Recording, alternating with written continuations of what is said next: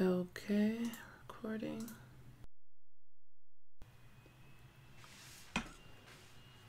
Are we on? Hello everyone, my name is Dr. Kole-James, pharmacist and founder of Fun on the Farm. Thank you for joining us on day 7 of our 30-day September challenge for mastering positive change. We are here live. We are streaming to my Facebook page, Fun on the Farm, and my YouTube channel, Dr. Kole-James. Thank you for joining me this evening. Please make sure you put down your questions and any comments that you have, and then I will make sure I address them during our session. Also, feel free to email me at my website, www.funonthefarm.com. Ask all questions, and we could talk about them today.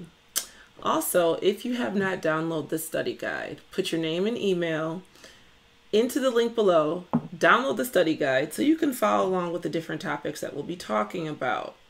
We are on day 7.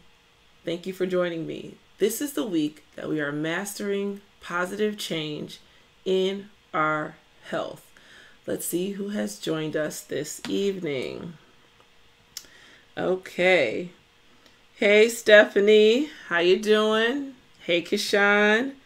Hey, Brother Chu. I appreciate you. Hey, Veronica. Juliet. How are you guys doing this evening? It's great to see you guys here. So yesterday we talked about the importance of cardio and strength training, and we committed to exercising 10 minutes a day. And 10 minutes a day, every day, helps us to build a habit and consistency, and also something that we can commit to every single day becomes a habit. 10 minutes a day. We want something that can remain consistent and we can remain energetic. Did you get your 10 minutes in today? I'm going to get my 10 minutes as soon as we are done with our session. So in addition to an endurance and strength training, it's also important to incorporate exercises that increases our flexibility to prevent injury. Yoga and Pilates are 2 types of low impact exercises that helps to build our strength by stretching and our flexibility so we won't get hurt.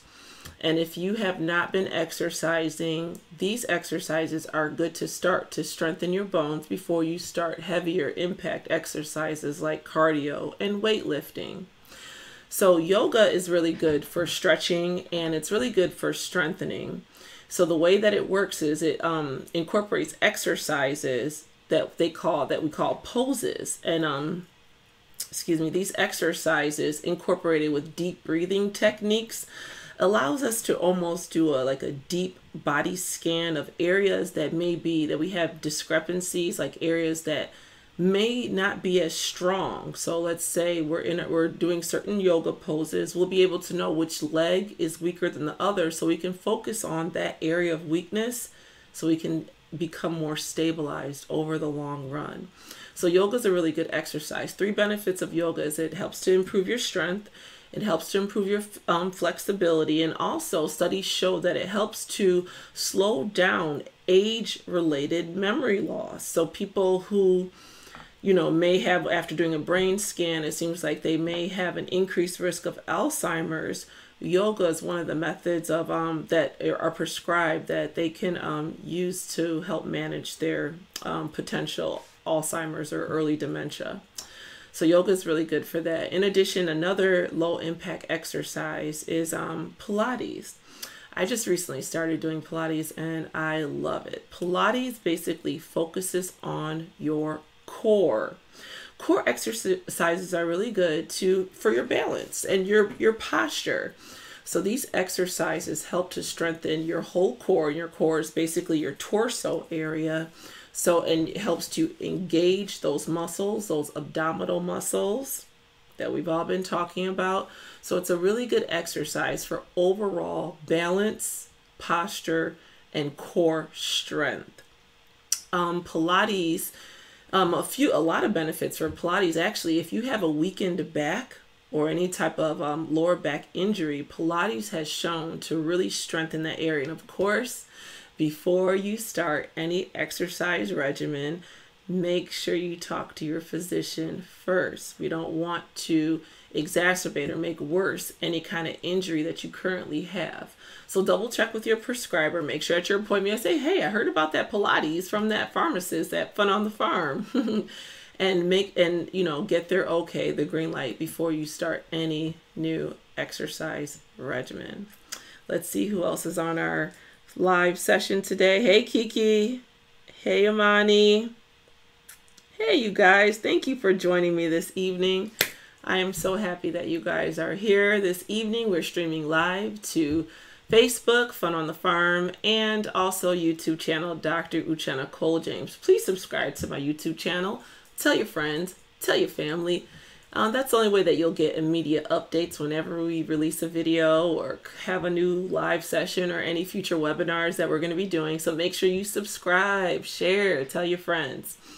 So the third topic that we're going to talk about today is meditation. And meditation is not really an exercise, but more like a practice. And meditation helps us it's a self-reflection tool. And if you haven't meditated, I would suggest that you try it. It's a very useful tool for calmness. So I got a question actually today. Someone emailed me, how long do I have to meditate? And meditating is not really a certain amount of time that you have to meditate. It's more so allowing your mind to think about a less stressful situation. For an example, if your mind, it's like a balancing mechanism. You've been thinking about what happened yesterday, or that guy you were dating in college and you wish you wouldn't have dated him, and then your mind starts moving and starts going and starts spinning. A good way to balance and to get clarity is to meditate. It's like, and Brendan Bouchard on his website, go check out his YouTube page, Release Meditation Technique. And it's a really good way to start if you've never meditated before. There's no time frame that you have to meditate. You just start. So they have some good YouTube videos on there. Google meditation. It's really good. So I actually just started meditating about 6 months ago. And it has helped me deal with situations with my kids. I've never really meditated before. I'm always like a pretty calm person. But meditating has allowed me to deal with situations like, so I wouldn't end up yelling, or I wouldn't end up choking somebody out because of something they did. I mean, I have 2 boys, a 5-year-old and a 6-year-old. And on any given time of day, they are on 10, meaning they have lots and lots of energy. So, I mean, they're sleeping right now. If I would turn on the song, Turn Down for What? They would just jump up and be wide awake in 30 seconds, ready to party. So they have a lot of energy, and meditation has helped me kind of reprogram my mind, and it brings like a sense of calmness to me when it is needed the most. And it really just takes me 5 to 10 seconds of just, I just do my release, and I don't get upset. Because when you're upset, you're yelling at your kids, it makes you upset, and then you go yell at your spouse, and then you guys are upset and you don't even know what you're upset about. Meditating helps you decrease that stress, helps you become more mindful and more calm. There's no time requirement. Just Google some meditation techniques and incorporating that in your life today will be very helpful. I actually started meditating with my children because I would call them like 3 times and they're not listening. And I'm just like, why aren't they listening? I know they have many things in their head as well, like, who they're going to play with that day, or who's going to be Batman, really complicated thoughts. So I started meditating with them. And when I first started, my youngest one just fell right asleep. Like in 5 minutes, he was sleeping. And that's good. But over time, we're going to increase the amount of time that we start meditating. And I really think that it helps with the calmness and be more present. And it's good for all ages, especially if you want to start, helping with their homework, making sure they clean their room. Make sure you have those techniques in your arsenal. So yeah, anytime you do it is fine. It just helps you become calm and it brings down your stress levels. So let me answer some questions. Let's see what questions that we have. So is Pilates like Zumba? So Zumba is, thank you, Stephanie, for that question.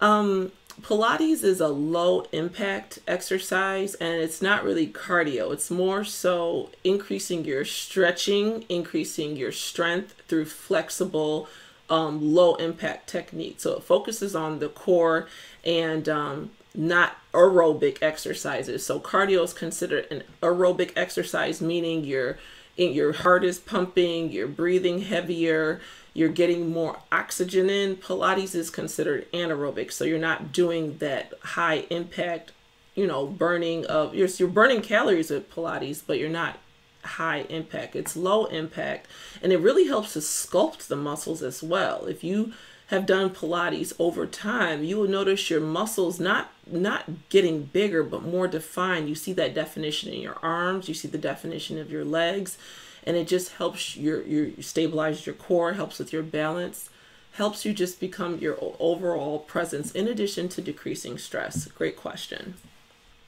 Let's find.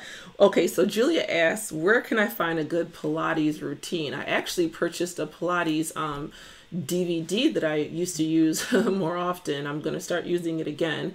So they sell a lot of these Pilates DVDs at like your Best Buy or your Dunham's. I go to LA Fitness and there's a wonderful fitness instructor, Tracy Anderson, who teaches a Pilates class. And it actually is helping my knee. If anyone doesn't know, I tore my ACL playing soccer a few months ago. It's helping me strengthen my knee. So I'm not, in so much pain, and I can, do more exercises. And that's from Pilates. So definitely double check. If you have an injury, if you're suffering from back pain, suffering from knee pain, or any joint pain, double check with your physician first. Pilates is really good at helping weak and not broken, but sore muscles, sore backs, sore tendons. So great question, Juliet. Thank you. Okay. Let's see. So tomorrow we're going to talk. We actually have interviews from our fitness instructor and also fitness experts to talk about just overall diet, what they do, what is their routine, and see if we can incorporate some of their habits into our lives that will help us mastering positive change in our health. Make sure you're getting your exercise 10 minutes a day, my friends on the farm, baby steps. We want to keep it consistent and we want to keep our energy levels high. In addition to that, did you eat any fast food today? Let's try and give up fast food 5 days a week. 5 days a week. On the weekends, a different story. I think it's okay to, splurge every now and then and celebrate all your hard work. But you can't celebrate if you didn't do the hard work. So let's try and abstain from fast food 5 days a week. Also, I wanted to, before we go, I wanted to extend prayers to people in Houston who are still suffering from Hurricane Harvey and will be suffering for some time. And people who are in the path of Hurricane Irma right now, people who are suffering from the destruction of Hurricane Irma.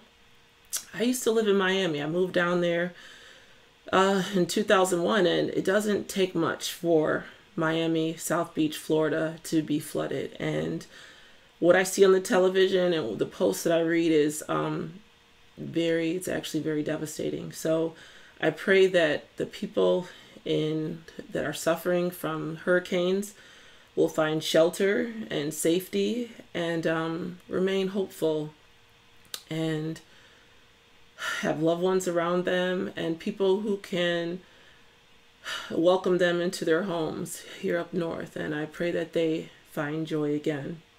Okay, you guys, until tomorrow, self-love yourself. What is more important than you? Thank you.